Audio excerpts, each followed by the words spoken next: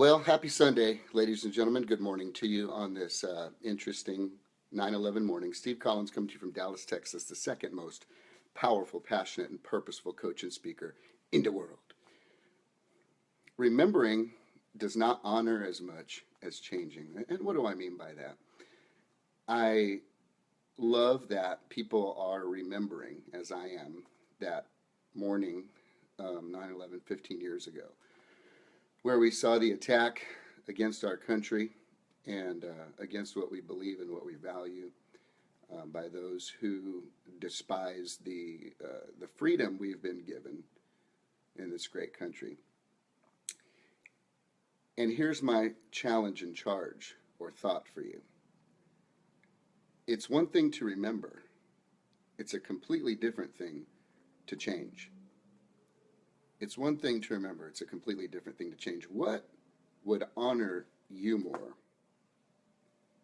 What would honor you more? I remember speaking at my grandmother's funeral, and there's a lot of ladies in our family, a lot of beautiful women, my cousins in Houston, and we just have some fantastic, strong women in our family. And as I spoke about my grandmother's life, it's one thing to remember, it's another thing to change. And how would that play out? I remember the things that my grandmother said and taught and did, and those were things that I did not say and necessarily do. Something very simple. She and my grandfather, every time we went to their house as kids, every single time, no matter what was going on or how busy it got, they would come and they'd stand in the front yard and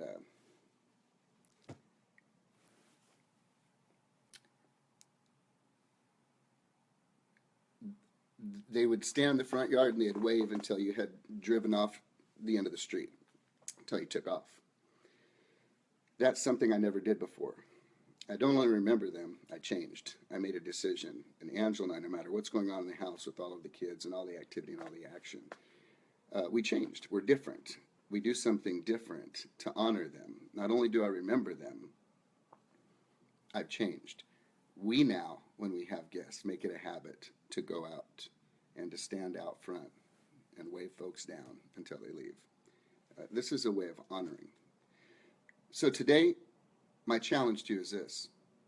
My challenge to you is, how can you take the pain that the people are feeling who lost loved ones in New York? How can you take the pain of that memory, and how can you change? What could you do today that could honor what happened and not just remember what happened? What could you do today to honor what happened?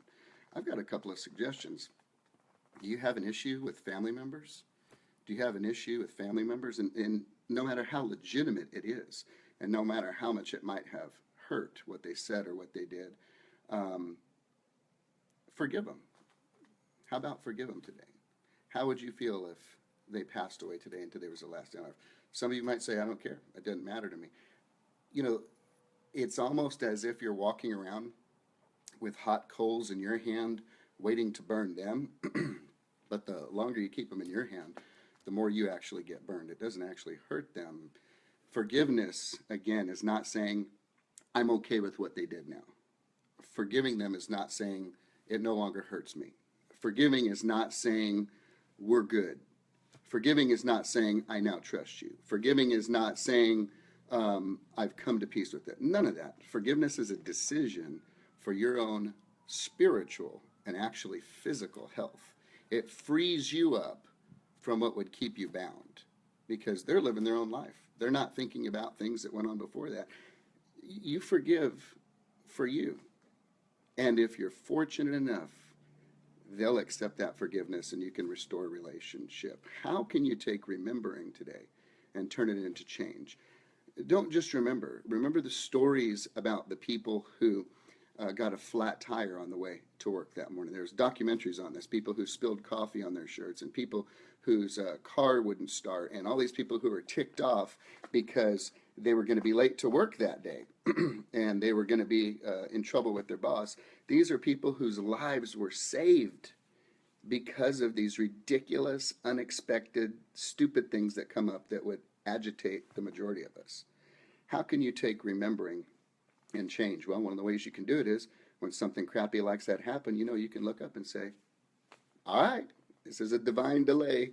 I'll do my thing. I'm not going to get my panties in a wad and freak out. I'm not going to stress out. I'm not going to let it steal my joy. This is just, it happens. It's life. And who knows what I'm avoiding?